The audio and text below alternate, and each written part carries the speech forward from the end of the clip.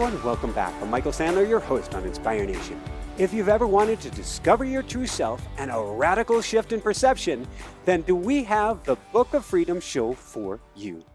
Today I'll be talking with Paul Selig, medium and author of I Am the Word, the Book of Love and Creation, the Book of Mastery, the Book of Knowing and Worth, and his latest channeled brilliant text, the Book of Freedom. And that's just what I want to talk with him about today, about how to shift beyond judgment and fear, discover your true self, get an accord, and raise to a new octave. That plus we'll talk about being lost in parking lots, manifesting spiders, Sam the accountant and Betty the homemaker, blue men 100 feet tall with silver hair, and what in the world swimming with alligators has to do with anything. So welcome back to the show, Paul. Are you ready to shine? I'll do my best. Thank you. Woohoo! Well, thank you so much for being here. We have so many other shows of yours that people can dive into. However, would you mind giving us the briefest Paul Selig 101? Paul Selig 101. I was raised somewhat of an atheist when I was 25. I hit a wall. I began looking for something more really out of sheer necessity, not because I thought it would be nice to get spiritual. I began to open up psychically around that time, and I studied a form of healing. I found that when I had my hands on people, I could access information for them clairaudiently and empathically, and I began to channel, and I did this in my living room for about 18 years with a small group, very quietly, while I had my other life teaching college and running a graduate program. And in about 2009, the guides that I work with started dictating books through me. So they dictated now 6 that are in print, including Book of Freedom, and a 7th that will be out later in the next year. And all of the books are the unedited transcripts of the channeling sessions. So they're now done in front of audiences, actually. But it's a series of books that they channeled on the evolution of consciousness, and I guess what they would call the embodiment of the divine self. So that's a nutshell. Thank you. And as part of that nutshell, you really were living 2 lives during this time, completely not opposed, but very, very different. Yeah, I mean, I was moving into this work, in my early 30s, but I was doing so very quietly. I had an academic life. I was at NYU for 25 years. And so I wasn't broadcasting this publicly. I had another job. I was running a master's program at Goddard College in Vermont, where I was able to be more public about this work because Goddard is a wonderful progressive institution. But I wasn't looking to be known. I actually had a website without my name or my photograph on it because, I wanted to run my business like a speakeasy. I had to know somebody to get in the door. And I'm still somewhat challenged by being public with it, although I've become, quite public. But, it's a challenge for me still to sort of show up and allow myself to be known in this capacity. Well, I'm very thankful that you've done so, and I've still, I guess it was about a year since we last spoke. Yours is the only talk that I have pried myself out to from behind the mic and was blown away is an understatement, Paul. The energy, the frequency, the attunement, which we will dive into, was palpable and powerful. Before we get there, let's dive into one of the biggest questions from this book, the Book of Freedom. Are we on the precipice of great change? Well, I mean, I hear absolutely yes. But, if you have to understand, I'm not the author of these books. My name's on the cover, and I'm sort of stuck with that. But I'm not the author of the books. I'm the channel for the books. So I can have my own opinions about the content, and I can try to interpret the teachings that the guides bring through, which I'm often called to do. But when you ask a question like that, you're really asking the guides that I work with. And if they come through, then it's a different kind of conversation, and they often do, as you know. Yes, the answer I get is yes, absolutely, and basically out of necessity. I mean, I hear, and I've heard for some time, and this is just me, since the first book, which was dictated in 2009, that humanity is at a time of reckoning. And they say a reckoning is a facing of oneself and all of one's creations and those things that have been created in fear. And that includes everything we see around us institutionally and all of these sort of structures that we've inherited that we expect to always be there. Everything that's been created in fear needs to be recreated or reknown, they say, in a higher octave. So that's where we stand now, if I'm to understand their teaching. So when you say, thank you so much, when you say everything created in fear, I was talking with Jessica about this. She read the book first. In fact, as soon as it came in, she stole it from me, and I couldn't get it back. And then I got to read it afterwards, and we've just found out, of course, that she's pregnant. Uh-huh. And I said, are we going to be able to raise a child without fear? And she said, that's a fascinating question, because 1 out of every 4 thoughts or so appears to be fear-based. Mm-hmm. How now? We're going to talk about accord and attunement. When it comes to a shift in humanity and a shift from fear, that sounds, in a sense, like the scariest thing in the world. I don't know. I don't know how it plays out. I'm not privy to this information. I'm really privy to what they're teaching in the books.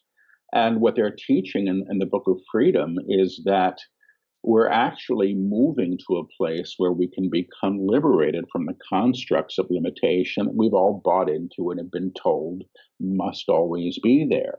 So I think how we move through some of this stuff is chosen by us. My attachment to the way things have been and what things should look like are going to keep me entrenched in a need for the known. The book that the guides dictated right after Book of Freedom is actually called Beyond the Known. And that's where they're taking us. And the Book of Freedom really seems to be the text that's about sort of busting through the fake ceiling that we've been taught to believe is there to experience what coexists with us in a higher vibration or a higher level of consciousness. So do I think it has to be a train wreck? I don't think it has to be. I think we may end up with one because we've been choosing in fear so very, very long that we don't even know when we're doing it. The guides say if you look around the room, everything you see was named by somebody who came for you. I know what a desk is because I've been taught what a desk is, and I know what a man is because I know what a man looks like and what that's supposed to mean. And the guides say in some ways we're living in a museum, of inherited ideas and inherited structure. And the language that things have been given carries with it meaning and weight and its own encoding. So, for example, they've said, every time you walk into a bank, the bank holds the thumbprint of everybody who has ever gone into a bank since the first idea of a bank. It's a structure that you expect to be a certain way. And until we actually sort of unmoor from the language that things have been given and the meaning that it's been endowed with, we really can't transform things because we're always anticipating the old to meet us. So I don't know if this is making sense. Does it have to be challenging? I'm going to go to the guide. So I'll just say this. When I channel, I whisper the words as they come and repeat them. You're going to hear things twice. It's a little miserably awkward, but it's just how it comes through me. So it's up to you. They're saying it's up to you, as he said, but the trajectory you are on as a civilization, as a civilization is not very promising, So you may have to face your creations. So you may have to face your creations to realize the futility of certain actions, to lift beyond them to a new choice, to lift beyond them to a new choice. Back to your question. Is it a good time to bring a child into the world? Is it a good time to bring a child into the world? It's a perfect time. It's a perfect time. There could be no other time. There could be no other time. The awakening that is happening here, is happening in agreement, is happening in agreement. The souls that incarnate now and the souls that incarnate now are fully prepared for what is to come, for what is to come, which is great change, which is great change. You're going to hold on to the old. You cannot hold on to the old and embrace the new at the same time, and embrace the new at the same time. The ones who come after you, will be far less entrenched, in historical data than you believe yourselves to be, So it's easier for them to transition. So it's easier for them to transition or accelerate to a higher way of being, Always choice at a soul level. The potential is actually there, but the potential is actually there for a lifting of those who will be coming after you, period. In the same period. Thank you, thank you, thank you, and thank you to the guides. This gets at the crux of the book real early. I wanted to set the stage, but we're going there now. How do we, if it's about our choice, how do we begin to move out of the museum? Stop agreeing to what has been. Stop agreeing. They're saying stop agreeing to what has been, as what should be, period. And they're saying period. Now, of course, I want to get in here and sort of say my 2 cents, although, Please. I'm not but I'm not the expert on this stuff. People keep assuming I am, and it's quite uncomfortable. I don't remember what's in a book 2 weeks after, it's been channeled. Sometimes half an hour after it's been channeled, it's completely gone from my memory. So how do we begin to move beyond the museum? By agreeing, they're saying by agreeing to the new, to what exists beyond the old, and your potential to receive. If the potential isn't there to receive and you can't claim it, you can claim it. The Book of Freedom, as we direct it as an articulation, is an articulation of choice to move beyond limitation, the artifacts of history, the moral codes, religious doctrine, the ideas that have been suppressed, for the sake of fear, to lift all things, to a new potential, the ideology you've been born into. The ideology you have been born into is actually falling away. This is the transition you're agreeing to. This is the transition you are agreeing to, and will continue to be so, and will continue to be so for some time to come. It is a relinquishing of ideas of what should be, of the language of the past, to claim your true identity, the divine as you, who must know himself, herself as free, period. And they're saying period. Thank you. When it comes to, there's some interesting things here: potential to receive, articulation of choice, ideas suppressed for the sake of fear, but then relinquishing ideas. How much of this do you believe is a conscious act versus attunement? For instance, I read this beautiful book. And yet, and like I said, I'm almost 1,000 shows in. My fear, for some reason, went up before this interview. I think it's a fear of the unknown, and I can say I am free, I am free, I am free, and yet the fear is still there. Well, the claim, I am free, I am free, I am free, which is actually an attunement in and of itself and works with other attunements that they've delivered in the texts, actually is a claim made, they say, by the true self. It's the true self that's free. It's not the personality structure. I mean, you might be free to go to this store or that, or choose to vote this way or that, or live in this neighborhood or that. But the small self is actually sort of born into an agreement to a collective strata, a collective idea of what should be, what it means to be a man, what it means to be happy, what it means to be, just pick something off of the list. These are all inherited structures. The claim, I am free, I am free, I am free, is really liberation from the known.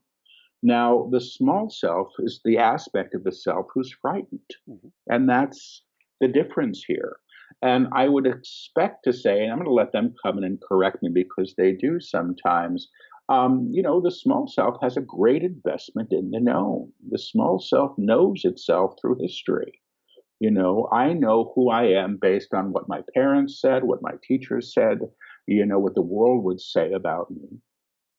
And the idea that I can move beyond those kinds of ideas, for lack of a better word, of those sort of inherited structures, what it means to be a man, even what it means to be spiritual, which has its own, enormous baggage attached to it culturally. To lift beyond all of those things is to claim the true self who doesn't necessarily agree to them. So that would be frightening to the aspect of self that demands to be recognized as he or she says she should be. Does that make any sense? It does. I'm curious, and I guess we get to let the guides chime in here. Uh-huh. How do we lift beyond the known? How do we let go of the construct that the small self is living in? The claims we offer you. They're saying the claims we offer you by way of attunements, align you to your potential, to be expressed, to be expressed in a higher way, If you imagine a piano, it is comprised of notes. It is comprised of notes as keys. Each key has resonance. Each key has resonance. The idea of who you are, the idea of who you are is actually a chord being played by you now, is actually a chord being played by you now. These are the aspects that make up an as I am. These are the aspects that make up the man that I say I am. And this chord that you play is personality. And this chord that you play as personality, as a structure, is an agreement to a structure that it co-resonates with, which is the landscape, which is the landscape you express through the man I am. The man I am, and as alignment will say, is an alignment to the world I see. When you begin to claim the true self, when you begin to claim the true self, you are lifting the field. You are lifting the field. The notes are being played. The notes are being played in a higher octave, by the true self, by the true self who knows who he is, and does not require the shelter, and does not require the shelter of the old, to claim these words. To claim these words, I know who I am in truth. I know who I am in truth. I know what I am in truth. I know what I am in truth. I know how I serve truth. I know how I serve in truth. I am free. I am free. I am free. I am free. I am free. I am free is to play a chord, of higher expression, the resonant field that you hold. The resonant field that you hold, encoded with this language, serves itself through the lifting to a new agreement, of embodiment, I know who I am, identity. I know who I am, identity, what I am, manifest in form, how I serve, expression, I am free, liberation. Once these things are claimed and realized, you move into recognition. You move into recognition of a higher octave of experience, who in fact you have always been, beyond the small self, and his edicts for what should be, based on the history he holds, period. They're saying period. Thank you. So, does this mean this attunement? I think I'm leading the witness. I think I know the answer well enough that I'm having trouble with the question. But with that said, does the attunement matter then much more than what the small self thinks about the situation? If you choose for the attunement, you can step beyond, in a sense, the I worry can of. actually hear yes. It's a choice. It's a choice, and it's an agreement to will, and it's an agreement to will. You use the will. You use the will that you have been endowed with. To claim the alignment that's your potential. To claim the alignment that's your potential. But the true self makes the claim. He is the one who knows he is. He is the one who knows who he is. He is not operating in fear. He doesn't think. He doesn't care what people think or what he should do or what he should do to appease an idea or cultural mandate of how things should be done, Thank you. When we're talking about knowing who we are, Yeah. there's a couple of, well, I guess it's one key key concept early on that the guides share, expressing as the divine and the Yeah. divine as what you Yeah. are. Big deal. It's a big deal. It's a game changer for me and has been since they first started to bring this through. In the very first book, I Am the Word, they said it early in that book, like in the very first few pages, they said something like, the Christ in man is an event that happens, and that means in humanity. And their definition of Christ has always been the aspect of the Creator that can be realized in material form, the divine spark or seed that seeks realization as and through us. And I got that when they said it, and I also sort of assumed that it just meant we get to be a little bit happier, a little nicer to our neighbors, a little more spiritual. I mean, I didn't have any context for where this was going at all. And now, 6 books into it or 7 books into it, I'm sort of kind of having my mind blown by what they're really meaning here. And they really are speaking to the divine in form as who and what you are. Now, the claim, I know who I am, which is identity, which is your true self or true nature, is the divine self or the eternal self, not the personality self, not the one that wrecked the marriage or lost the job or was the best of this or that, but the aspect of the self that sort of always knows who he or she is. That's the who. The what is the manifest self. Now, one of the things that they've said is, you come from this doctrine in some ways that invites you to believe in separation, which is if there is a God, it's up in the clouds and you're stuck here in the mud. And they're coming through saying, well, God is the mud. And it must be. And it also must be your skin and your bone and your blood. And in the New Age, there's a tendency, I think, to want to make it unicorns and butterflies and things like that. And the guides say, God is everything. It's birth and death. It's all things or no thing at all. You really can't have it both ways. But, the idea of what God is then becomes a whole larger discussion that they start getting into, which is God is, and I don't want to give the definition now, and perhaps they will or not, because they're still unpacking this now in current teachings. But the idea of what is informing all matter and it's articulated as you, or the divine is articulated as you, or as the chair I'm sitting on, or the tree outside the window. It's all made of the same stuff at different levels of vibratory resonance. So I don't remember what the question was here, because I'm going, oh yeah, the divine is form. So I'll finish this one if I can. You can't really claim the realization of the divine if the exclusion of the body is present. Mm-hmm. You understand? Yes. Now, I was told, and I have been told by a wonderful friend named Jeffrey Kripal. He runs the religious studies program at Rice University. He's a Gnostic scholar. And he said, oh, this is a Gnostic teaching. Your guides are teaching first or second century Christianity in Gnostic form. It's mysticism. It's Christian mysticism.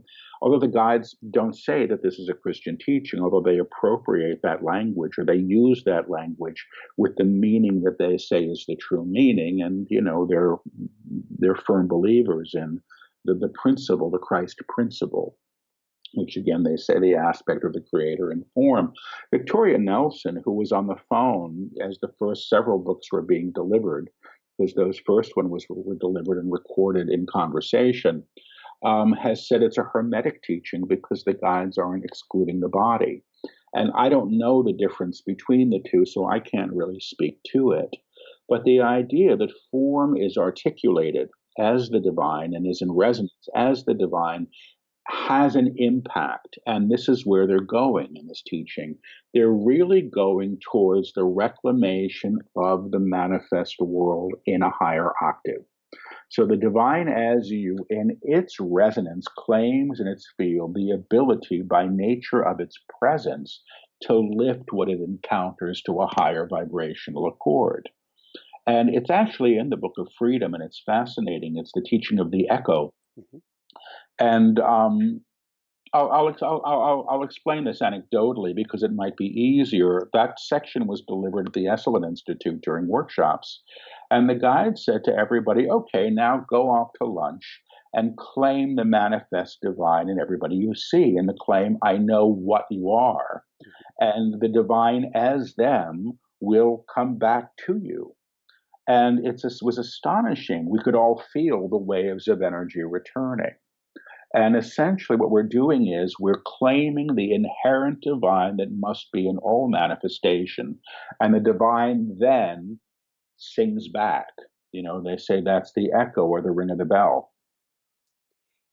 So many directions to go in here. That was long. I'm sorry about that. No, that's beautiful. What we're talking about as reaching a higher octave, and reaching a higher octave as a collective, we're talking about being called, to use their terminology, into, in a sense, the same kingdom of heaven as the Christ 2,000 years ago. Yes, yes, yes, yes, yes. That's it. You know what they're teaching now? They're calling it the upper room. I didn't even know that had a history in scripture, because they just started teaching it, and then people say, you know what this means, and I actually didn't. Their teaching of the kingdom, which has been present nearly since the beginning, is that the kingdom is the awareness of the divine in all manifestation. Now, I understood that, again, in principle, and I thought, well, that would be nice to hold that level of awareness of God as all things, so I can see God in this or that. I didn't really understand the enormity of what they were teaching, which is that the manifestation of the divine in form is really what allows you to claim all form in its true state, because it actually happens through co-resonance and not as much through intention. In other words, you can't make anything holy. It's impossible, but you can realize the inherent divinity. The one who realizes the inherent divinity in what he sees is the one who knows who he is. Now, knowing isn't intellectual, it's realization. To know something is to realize it. To be realized at this level is to realize everything that you encounter. As they say, you know, God sees God in all of its creations. So going back to Esalen and going back to the teacher, the echo, when you send everybody out to realize or recognize the inherent divinity in everything and everyone, you are, in a sense, as they recognize it, shifting their resonance, which is what you're feeling, and that is the raising to a new octave. Exactly right. It's like they say, you become the bell that is ringing. You understand this? And the resonance of the bell is encountering all it sees or all it encounters. And I would suggest that that encounter includes what's encountered in consciousness and not just in form. Now, what they did actually, you know, they sent everybody off to lunch and they brought everybody back and they put everybody out on the lawn at Esalen with like 50 or 40 feet between everybody. And they had people claim the divine in the one far from them. And you can literally feel the waves of energy respond. What they're teaching now, and this is where it gets really trippy, and this is in the next book, which you haven't read yet, is the claim I have come, which they actually say is the manifestation of all of the other claims. That is the divine self in form as you. And when that's claimed, it's like sheets of energy are coming off of you. They did a workshop recently in Houston, and there was an elderly man, or he was older than me, so he's elderly, and I'm elderly to half the world now, who stood up at the very end of the workshop. And the guides invited him to say this to the room: I have come, I have come, I have come. And I've never felt anything like it. I mean, it was like, have you ever felt sheets of rain? You know, just sheets of rain. This was like sheets of light, just going whoosh, whoosh, whoosh. And we were all getting it. And then they did it with several people, and everybody was expressing at that level. Now, the idea here being is that it's the divine self that is doing this. It is not aggrandizing or deifying the personality structure. The only one that can do this is the true self at this level of accord. To go back to what you were saying, is it is the act of this expression that lifts the world to it. Do you understand? It's done again through co-resonance. In a workshop recently, somebody just explained to me what entrainment was. I'd never heard the term, but I suspect it's the same thing. So, and what I like about it being the act of expression is it's not a I have to force myself to believe something, because that Oh, becomes really difficult. it's impossible. You're absolutely right. It's impossible. It brings me to one of the themes that's been in this book, and it was in the last book as well. And I was going to go there today, but it's actually a very it's always an interesting time in the world. I was going to go to the concept of war and how we see the divine in war. When this comes out, there's been another shooting Yes. in a continuous stream, and so seeing the divine in that. There's a lecture that's actually up online that was delivered a little over 2 years ago now.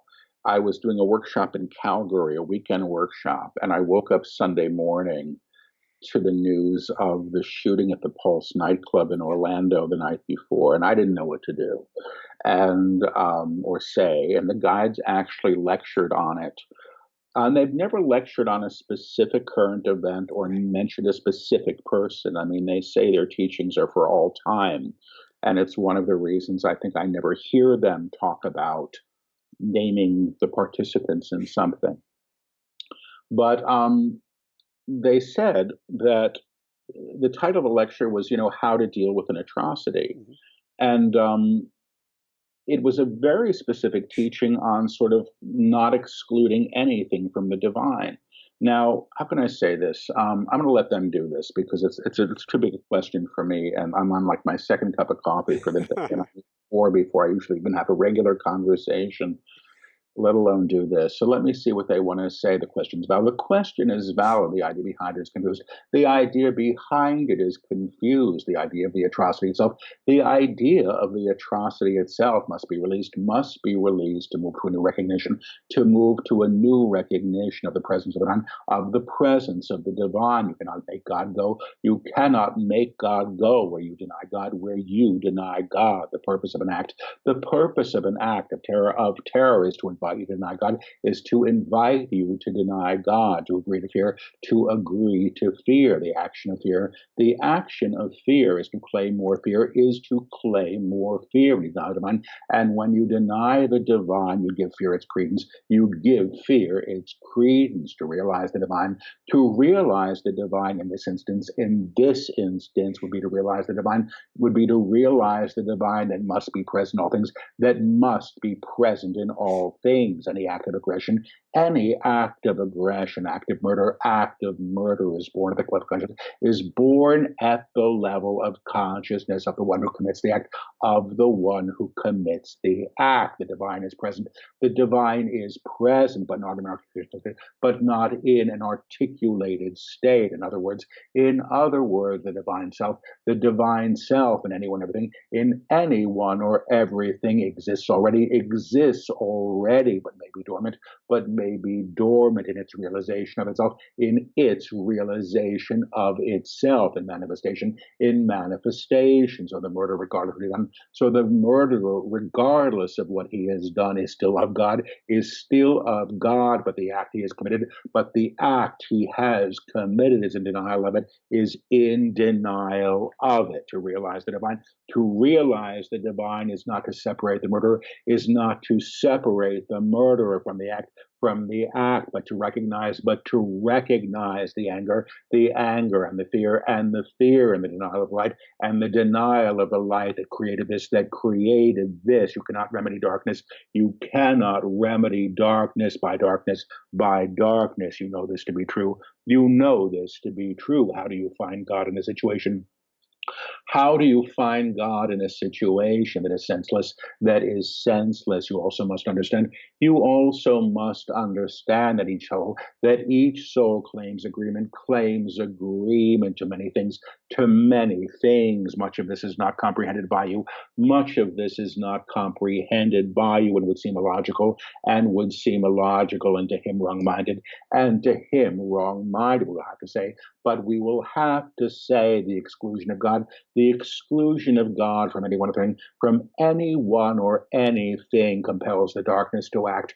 compels the darkness to act, period, period, period.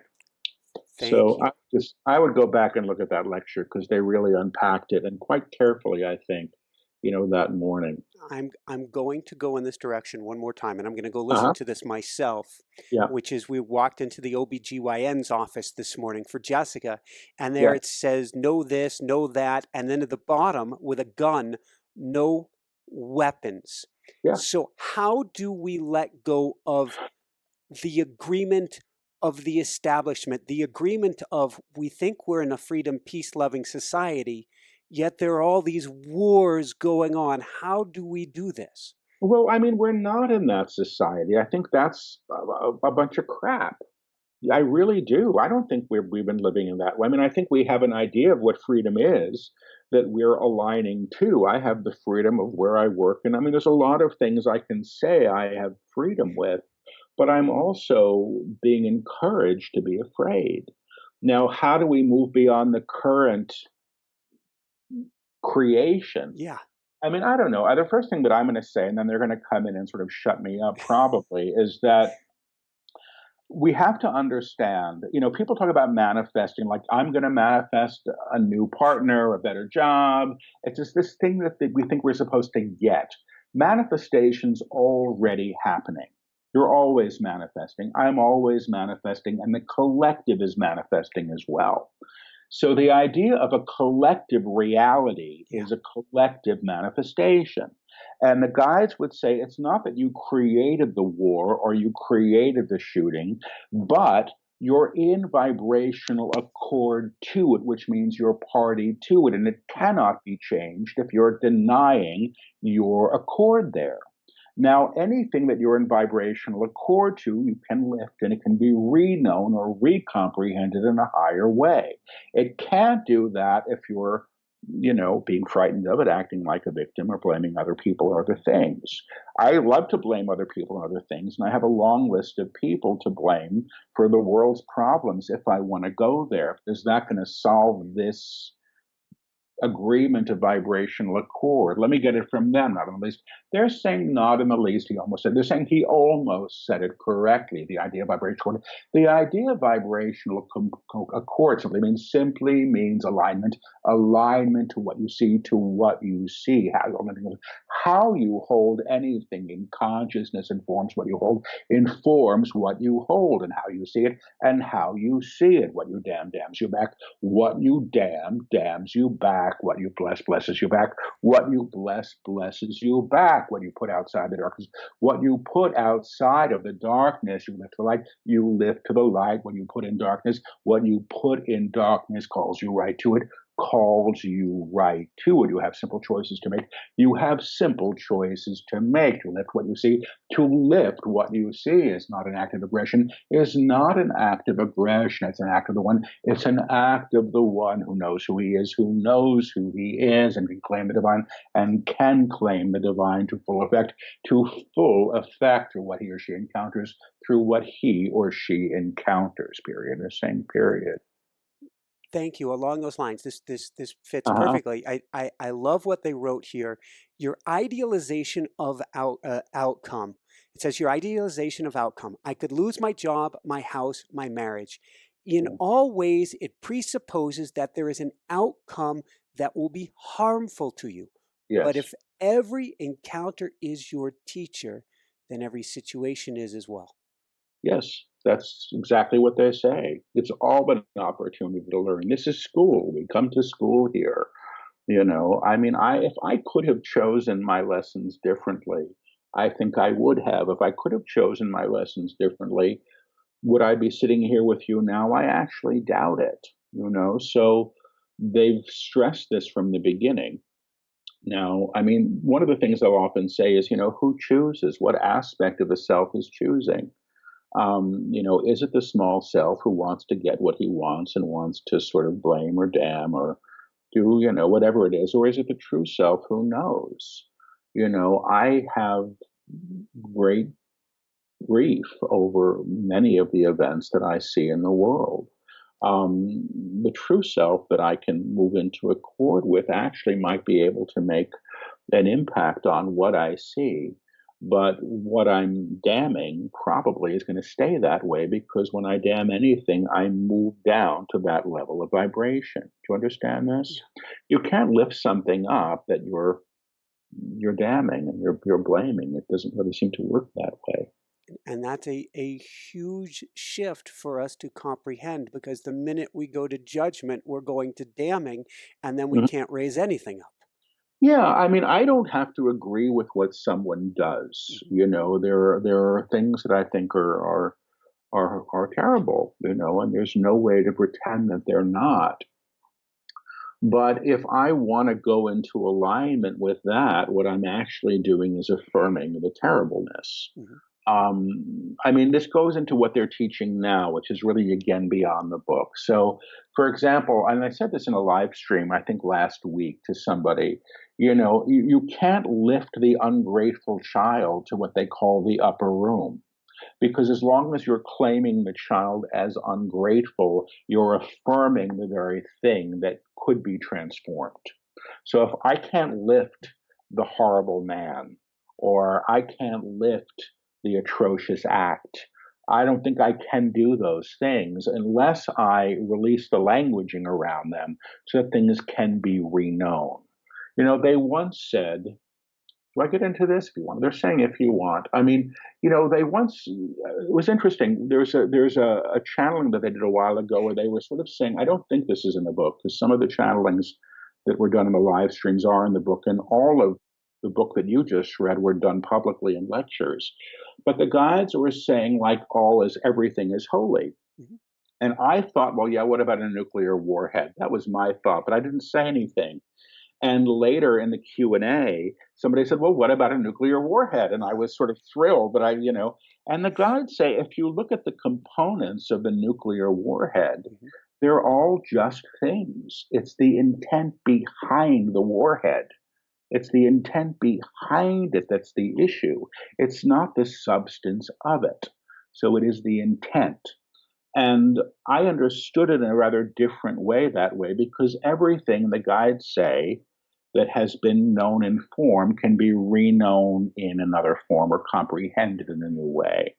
So again, we're the one that, if the guides have said this, the idea that we believe that our safety is dependent on building a bigger bomb is insane. The idea that a bomb is the source of safety is insane. But because we're all in agreement to that, this is what we've got. And, and they've said if you think bombs aren't meant to go off, you're deluding yourselves. They're built for something, but it's the intent behind them that would have to be looked at. So let's go from there. We're probably going to double back around in just a little bit. Hmm. But let's talk about healing, and let's talk Yeah. about prayer. What about it? Is it linear? Can we go back to an event that has taken place and help heal? They're saying yes, absolutely, absolutely, because time is a construct, because time is a construct that can be reinterpreted or reknown by the one who exists beyond time, by the one who exists beyond time. The small self is moored in time. The small self is moored in time. He knows himself in agreement to time.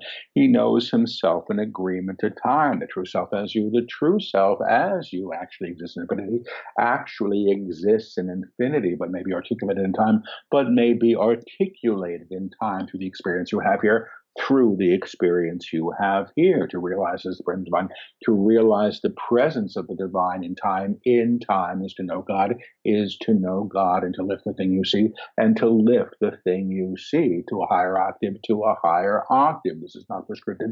This is not prescriptive. You're not making things change. You are not making things change. You're not claiming a different outcome as much as you are realizing, as much as you are realizing the presence of the infinite, the cost we already at the cost of the old idea. In other words, if you were harmed at age 10, if you were harmed at age 10, your relationship to the harm that you may have known is what is transformed, period, period, period, period, missing period.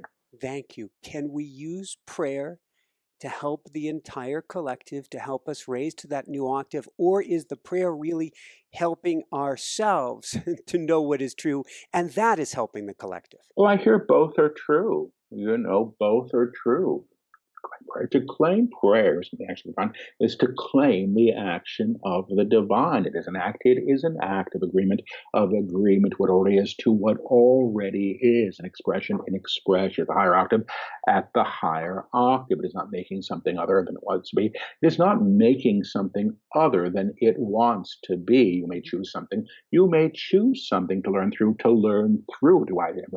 The idea of remedying it through prayer may cost you a lesson you've claimed, may cost you a lesson you have claimed in a higher way, but to pray is to claim the presence, is to claim the presence and the action of divine, and the action of the divine upon what you see, to re-know it, again, the claim, behold, I make all things new, behold, I make all things new, is claimed by the true self, is claimed by the true self, not the personality structure, who wants to get his way, Thank you. You said something really, well, the guide said something really important in here, having to do with letting go of what we believe, which is so incredibly important. Behold, I make all things new. This really means, maybe you can unpack this, of letting go of the known. Say it again, please. The idea of letting go of the known. What about it? How important that is. Well, let them take this. The idea of what should be. The idea of what should be is based on prior expectation. What you want to have happen. Based on what should be, based upon what you were taught should be. It may not be true. It may not be true or applicable. The moment you stand in is the only moment you may know anything to give your inherited information. To give your inherited information, the idea of truth is to emblazon it with what it should be, and perhaps not what it is, Say this, yes. So they told me to say this. So once I just happened in a workshop just the other day, somebody raised their hand and said, "Well, my truth is," and the guides say, "Well, that's not your truth; that's your opinion." The idea of my truth doesn't make any sense to them, because then truth becomes subjective.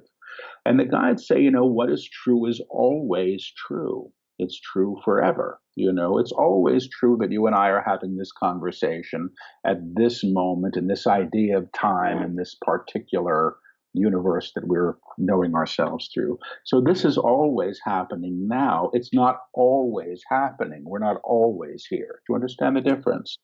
And so, the idea that things should be what we say they are is often based on our preconceived ideas of, what the world should be and how it should look like. I mean, the guides have said again and again, we're always ordering off of the menu that we've been given. We don't order things that we don't believe we can have. And he said, they say, consequently, we're always dining on yesterday's leftovers.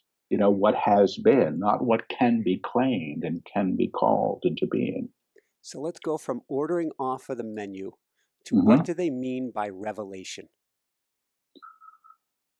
They talk about even I don't know, this is what they're getting into in the new book. So let me see if they're even going to speak to it in the same way. They're saying the idea of revelation is what is revealed or known anew by the self who has the capacity to receive it, to be revealed to the divine is to be known by it, is to be known by it. The true self as you in its expression is revelatory by nature of presence,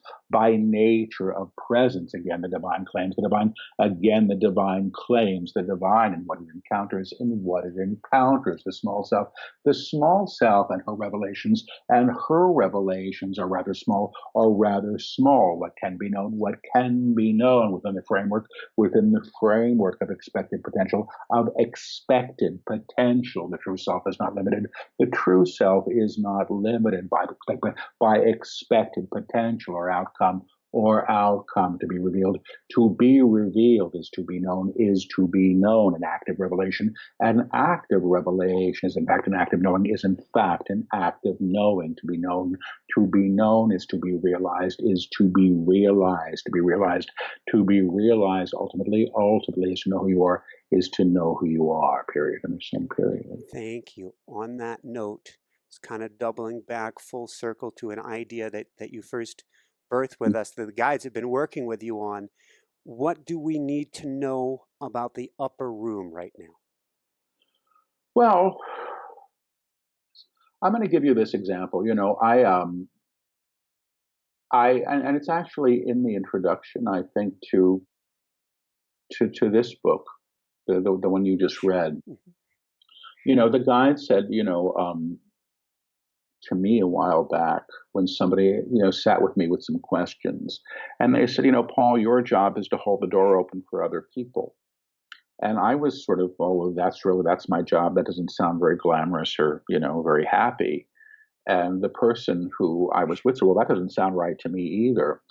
And at the very end of the Book of Freedom, the guides invite everybody over a threshold. One after they said again, like, come. It's this huge thing. And then they said, Paul, you get to come too, And I realized after that lecture was that the door that I was holding was the books. The books were the doorway for people to walk through. And that was very startling to me. They began the book Beyond the Known. It's called Beyond the Known Realization. It comes out in August, by bringing all of the readers to the upper room. And it's quite palpable. You can feel it. Again, they first gave the teachings of the upper room at Esalen, and they're doing it in the workshops and on the live streams now. But really, once you claim the attunements that precede it, I know who I am in truth, I know what I am, I know in truth, I know how I serve in truth, I am free, I am free, I am free. You can simply say, I am in the upper room. You can lift yourself to the upper room, and you can feel the field lift. I mean, there are steps that they take people through, usually the first time, and there are steps of agreeing to what you're really claiming, which is great change, radical change. The idea that we just go up there to feel a little bit better, I don't think it really works that way. And they say, the view on the 20th floor is very different than the basement, and what we want to do is hang out in the basement, because that's when we get to have all our stuff and all our drama and all our, but we can have the other experience, but we can't bring this stuff from the basement up there with us. Thank you. When we're going down this spiritual path, it's really easy to be sucked into when I get there, when I get this place, when I get the other, when I get to enlightenment. There's no finish line, is there? No. And it's the guides say it's all about being. They say they're bringing through a teaching of being. They're saying this. They really do get into this, and they've been harping on it sometimes. But it tends to be the small self, or what you might call the egoic structure, that's seeking this other thing. The true self, as you, already knows who he is. He's not trying to seek it. So, early in the teachings, the guide said this very trippy thing, and they said, you don't become the Christ becomes you. They said it to all their students. You don't become the Christ, which means you're not deifying the small self by having arrived, oh, look at my small self has arrived now, which means you wouldn't have arrived.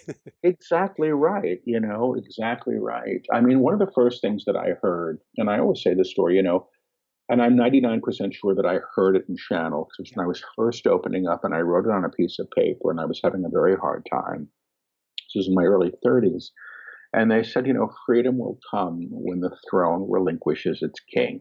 That's what I heard. I'm 99% sure I heard it and didn't read it someplace. And I didn't understand it. And I didn't understand it for years. And the idea is, who sits in the throne? Is it my small self? They say the small self rules a small kingdom.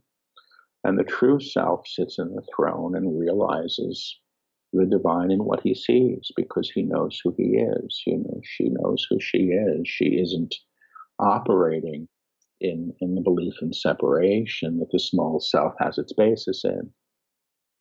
I can't believe I'm going to go here now. I just popped into my head something that struck me from earlier in the book. I Hmm. had no intention on going here. How do we shift our country, whichever country we're in, into love? What does that even mean? They're saying it means know who you are, know who your neighbor is, know who your neighbor is. Don't despise what you don't know. Don't despise who you don't know. Don't decide that they are a threat. Don't decide that they are a threat. Act in love. Act in love, and you will know love, and you will know love. Who you exclude from love, who you exclude from love. You make your enemy. You make your enemy. You build a wall against. You build a wall against. To build a wall against another. To build a wall against another is to exclude from light. Is to exclude them from the light that you say you truly are. That you say you truly are. There can be no walls. There can be no walls. You stand in the light. You stand in the light to shine upon all you see. To shine upon all you see, not just the things you would prefer, not just the things you would prefer or have in your view or have in your view. You must claim the truth in all things. You must claim the truth in all things, not just the things that are easy for you, not just the things that are easy for you, would give you one, or would give you what you want, period, in the same period. I want to touch on something really beautiful here: the importance of singing the songs of the ones we are walking with. We understand. They're saying we understand that the idea of knowing who you are. The idea of knowing who you are implies that you know who others are, as well, implies that you know who others are as well, and the recognition of divine in them, and the recognition of the divine in them, and manifestation in manifestation actually claims a possibility, for their realization, to know another is, to know who another is beyond the acts they commit, beyond your ideas, beyond beyond the ideas of who they should be, beyond your expectations, beyond your expectations for yourself in accord to them, for yourself in accord to them, is to realize who they truly are, is to realize who they truly are by knowing others, by knowing who another is. You actually claim them in the potential. You actually claim them in the potential for their own realization, period, and they're saying period. Thank you. So we're going to ask a biased. I'm not even sure if that's the right word. Jessica always wants me to ask a question for parents and their kids, which I do want to ask. But in this case, I want to also ask the guides if they're willing to entertain me. What do we need to know or get to know, or what would be good to know for our baby? I'm going to tune into you and do this for you, as opposed to going to the guy. Well, you just come through saying, I don't know what I'm doing yet, and I don't want to mess it up. Okay, I'm going to go to, say your wife's full name, please, if you wouldn't mind. Jessica Lee. Let me see if I can get her. She's much more like, I know what I'm doing and it's going to be okay. So she's coming actually through pretty on the job here. Let me go to the guides. Don't let them decide what things should be until you know what they are. They're saying don't decide what things should be until you know what they are. Don't tell who he is. Don't tell another who he is until it is known by you. Until it is known by you. When you love another, you're giving them permission simply to be in their perfect self, without an attachment, to an outcome, to love well is to love without expectation, is to love without expectation, period. And they're saying period. Okay. Thank you. Is there a way for all parents? Is there a way when our kids come into this world to help them so that this is almost a hypocritical question? We need to be the light. But with that said, how can we help them to be less attached to the fear-based world that we're living in? Stop. But they're saying by stop claiming it for yourself. You can't claim it for yourself. Expect it to be. and expect them to be separate from it. The ideas of who people should be, how they should behave, how they will succeed, are deeply entrenched in collective identity, which is born in fear, to let somebody be who they truly are. To let somebody be who they truly are simply means you're not telling them to be, simply means you are not telling them who to be, to ascribe to a way of being, to ascribe to a way of being. It may not hold itself truth, it may not hold itself in truth, period, in the same period. Thank you. So now talking about what we talked about briefly, but Mm-hmm. when the camera had blown up here, Yeah. can you go over basically holding ourselves in truth or raising up to the new octave 101? Well, I mean, it's the attunements, I suspect, and if I'm happy to take to take your listeners through the attunements. There's Please, if several you of could. them. So yes, please do it this way. So they're saying yes, please do it this way. They're pointing to me, so I guess I'm going to do it accurate for now. They're saying accurate for now. So just repeat. The first attunement that they brought through was what they call was the attunement to the word, and they called the word the energy of the creator in action. So again, you're attuning sort of body, mind, spirit. And if you would just say this after me, and your listeners can if they wish. I am word through my body. I am word through my body. Word, I am word. Word, I am word. I am word through my vibration. I am word through my vibration. Word, I am word. Word, I am word. I am word through my knowing of myself. I am word through my knowing of myself. As word. As word. Word, I am word. Word, I am word. They're saying now say this if you wish. I know who I am in truth. I know who I am in truth. I know what I am in truth. I know what I am in truth. I know how I serve in truth. I know how I serve in truth. I am free, I am free, I am free. I am free, I am free, I am free. They're saying now allow yourself to be known as you truly are, outside of the expectations, or identity, the small self implies that the small self would utilize to make this so, if you allow yourself to be known. If you allow yourself to be known at this level of vibrational accord, you will begin to align to it. You will begin to align to it, the truth of who you are. The truth of who you are is who says these words, not the small self who wishes it to be so, You are not conjuring, you are aligning, Yes, you may say this. So they're saying this to me, yes, you may say this. So this is what the guides say about the attunements. They say we're all radios. We're always playing a broadcast. Your broadcast is your vibration. And all they're doing with these attunements is they're supporting the radio that you already are to play the higher stations that already exist. It's quite simple, okay? Thank you. How is this something people get to say often, and what would be good to do this? Well, I don't know that this is a practice per se, but the guides say when you claim, I know who I am, I know what I am, I know how I serve, it's going to call you into present time, which is the only time you can know anything. The claim that I referenced earlier, they say it's called I have come, I have come, I have come. They say it's actually the full chord, and it actually replaces all of the other attunements. But I believe that you have to have a level of alignment with the earlier ones in order to play the whole chord. So let me just see what they want to say as often as you wish. As often as you wish, as long as it has meaning. As long as it has meaning. To use the language is litany, as litany, and procedure is not nearly as beneficial, as the realization of the intent, is the realization of the intent, period, in the same period. That makes sense. On that note, this is such a beautiful book. I recommend it for everybody. I recommend, unlike what I did, instead reading it like Jessica, which is to take your time and to savor and to read over and over sections until you can embody it. Although there's an attunement, even if you don't get the words, right, Paul? There is an attunement to just going through the words. The books, the guides say, are energetic attunements that are working directly with the reader. And all of the books have been this way. So people often feel the guides and feel the energy of the words, even when they're sort of, not always grasping the intent. So where can people go to find this beautiful book and to find out more? Well, to find out more, you can go to my website, which is just my name. It's paulselig.com.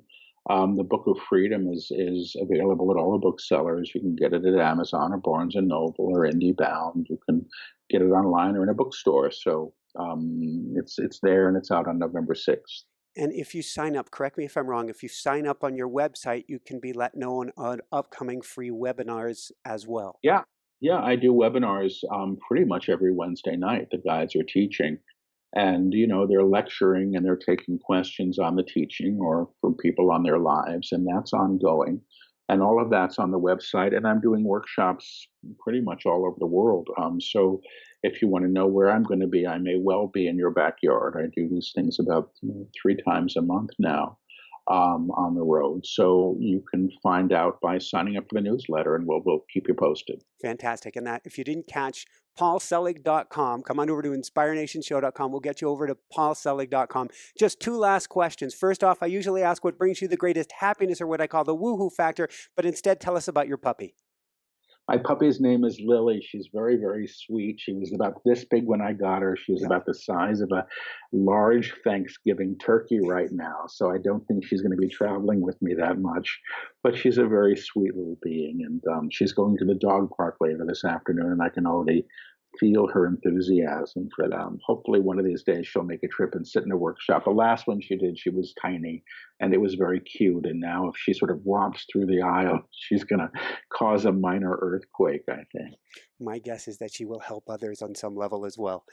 So with that said, this has been phenomenal. Any last words of wisdom either you want to share, Paul, or that the guides would like to share, or both? Who are they pointing at? They're saying they'll say it.